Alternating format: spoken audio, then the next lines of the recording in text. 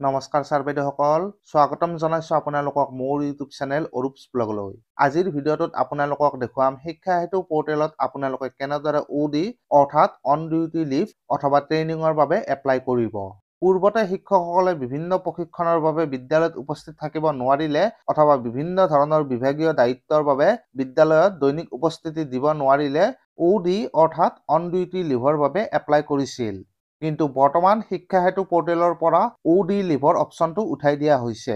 এতিয়া যিকোনো কাৰণে নহওক কিয় শিক্ষক এজনে যদি নিজৰ বিদ্যালয়ৰ পৰা ডেইলি এটেণ্ডেন্স দিব নোৱাৰে তেনেহলে শিক্ষা হেতু পৰ্টেলত সেই বিশেষ দিনটোত তেখেতক এবচেণ্ট দেখুৱায়। শিক্ষা হেতু পৰ্টেলত OD লিভৰ অপশ্যন উঠাই দিয়াৰ পিছতে এটা নতুনকৈ অপশ্যন দিয়া হৈছে আৰু সেইটো হৈছে ষ্টাফ এবচেণ্ট ৰিজন আপডেট। যদিহে শিক্ষক এগৰাকীয়ে বিভিন্ন কাৰণৰ বাবে বিদ্যালয়ত ডেইলি এটেণ্ডেন্স দিব নোৱাৰে তেনেহলে শিক্ষা হেতু পৰ্টেলত তেখেতক এবচেণ্ট দেখুৱাব আৰু তাৰ কাৰণে শিক্ষকজনে ষ্টাফ এবচেণ্ট ৰিজন আপডেট কৰিব লাগিব। যেতিয়ালৈকে তেখেতে এই কামখিনি নকৰে তেতিয়ালৈকে তেখেতৰ নামৰ এগেইনষ্টত সেই বিশেষ দিনটোত এবচেণ্ট দেখুৱাই থাকিব।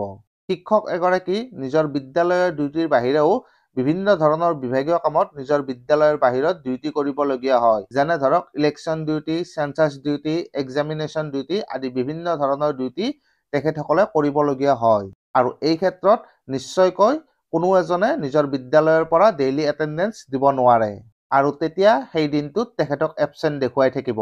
তেনেকৈ এবচেণ্ট দেখুৱাই থাকিলে আপোনালোকে এতিয়াৰে পৰা শিক্ষা হেতু পৰ্টেলত ষ্টাফ এবচেণ্ট ৰিজন আপডেট কৰিব লাগিব আৰু লগতে যদিহে আপোনালোকক বিদ্যালয়ৰ বাহিৰত বিভাগীয় ডিউটিত নিয়োজিত কৰা হয় তেনেহলে আগতীয়াকৈ আপোনালোকে শিক্ষা হেতু পৰ্টেলত ষ্টাফ এবচেণ্ট ৰিজন আপডেট কৰিব লাগিব।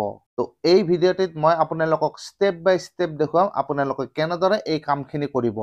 On duty leave, training, election duty, examination ডিউটিৰ বাবে এপ্লাই কৰিবলৈ প্ৰথমতে আপোনালোকে গুগল ক্ৰম ব্ৰাউজাৰত গৈ শিক্ষা হেতু পৰ্টেলটো খুলি তাত লগইন কৰি ল'ব আৰু লগইন কৰাৰ পিছত আপোনালোকে এনেদৰে দেখা পাব। ইয়াতে ওপৰৰ পিনে থকা তিনিডাল আঁচত ক্লিক কৰি দিব আৰু তেতিয়া এনেদৰে বহুকেইটা অপশ্যন পাব। এইবাৰ 3 নম্বৰত থকা টিচাৰ এণ্ড ষ্টাফত ক্লিক কৰি দিব। তাত ক্লিক কৰিলে টিচাৰ এণ্ড ষ্টাফৰ আণ্ডাৰত আৰু বহুকেইটা অপশ্যন পাব। ইয়াতে তলৰ পিনে মন কৰিব, ইয়াতে তলৰ পিনে আছে ষ্টাফ এবচেণ্ট ৰিজন আপডেট। এইবাৰ আপোনালোকে তাত ক্লিক কৰি দিব আৰু তাত ক্লিক কৰিলে এনেদৰে দেখা পাব। ইয়াতে ছাইডৰ পিনে দেখা পাইছে আপডেট ৰিজন। তাত ক্লিক কৰি দিব আৰু তাত ক্লিক কৰিলে এনেদৰে এখন পপ আপ উইণ্ড' খোল খাব। ইয়াতে দেখা পাইছে আপডেট এবচেন্স ৰিজন। তলৰ পিনে আছে ষ্টাফ। ষ্টাফৰ তলত চিলেক্ট বুলি দেখা পাব আৰু তাত ক্লিক কৰিলে আপোনালোকৰ বিদ্যালয়ৰ গোটেইকেইজন ষ্টাফৰ নাম দেখা পাব। তাৰ পৰা নিজৰ নামটো চিলেক্ট কৰি ল'ব আৰু তাৰ ঠিক তলত আছে ফ্ৰম ডেট আৰু তাৰ তলত আছে টু ডেট। ইয়াতে কোন তাৰিখৰ বাবে এবচেন্স ৰিজন আপডেট কৰাব বিচাৰিছে সেইটো আপোনালোকে চিলেক্ট কৰি ল'ব। যদিহে এদিনতকৈ অধিক দিনৰ বাবে আপোনালোকে এবচেন্ট ৰিজন আপডেট কৰাব বিচাৰিছে তেনেহলে ফ্ৰম ডেটত কোন তাৰিখৰ পৰা আৰু লগতে টু ডেটত কোন তাৰিখলৈকে কৰিব, তো এই গোটেইখিনি আপোনালোকে এই ডেট দুটা চিলেক্ট কৰি ল'ব। যদি এদিনৰ বাবে কৰিব বিচাৰিছে তেন্তে ফ্ৰম ডেট আৰু টু ডেটত এটা ডেট চিলেক্ট কৰি ল'ব। তাৰ পিছত তাৰ তলত আছে এবচেন্স ৰিজন। তাৰ তলত থকা চিলেক্টত ক্লিক কৰি দিব আৰু তেতিয়া বহুকেইটা অপশ্যন পাব।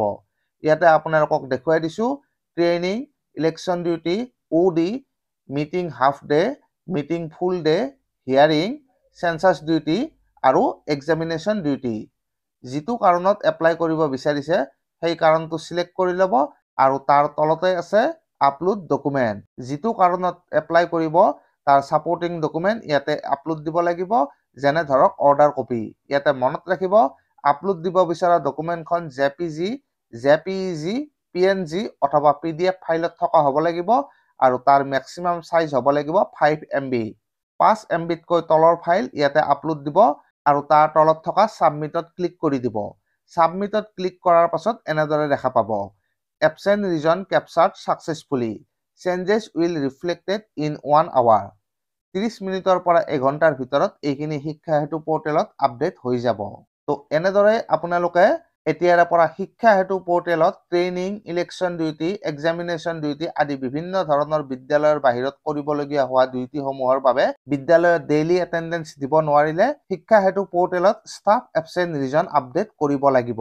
মনত ৰাখিব যেতিয়ালৈকে আপোনালোকে এই কামখিনি নকৰে তেতিয়ালৈকে শিক্ষা হেতু পৰ্টেলত সেই দিনটোত বা সেই দিনকেইটাত আপোনালোকৰ নামৰ এগেইনষ্টত ডেইলি এটেণ্ডেন্সৰ ক্ষেত্ৰত এবচেন্ট দেখুৱাই থাকিব।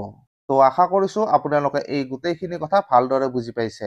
এতিয়াৰে পৰা নিশ্চয়কৈ আপোনালোকে বিভিন্ন কাৰণত বিদ্যালয়ত ডেইলি এটেন্ডেন্স দিব নোৱাৰিলে শিক্ষা সেতু পৰ্টেলত এবচেন্ট দেখুৱালে এনেদৰে ষ্টাফ এবচেন্ট ৰিজন আপডেট কৰাব লাগিব। তো ছাৰ বাইদেউসকল, আজিৰ ভিডিঅ'টিত আপোনালোকৰ কাৰণে এইখিনিয়ে লৈ আহিলো। ভিডিঅ'টি ভাল লাগিলে লাইক কৰি দিব আৰু লগতে সকলো শিক্ষাগুৰুৰ সহায় হোৱাকৈ এই ভিডিঅ'টি শ্বেয়াৰ কৰি দিব। ধন্যবাদ।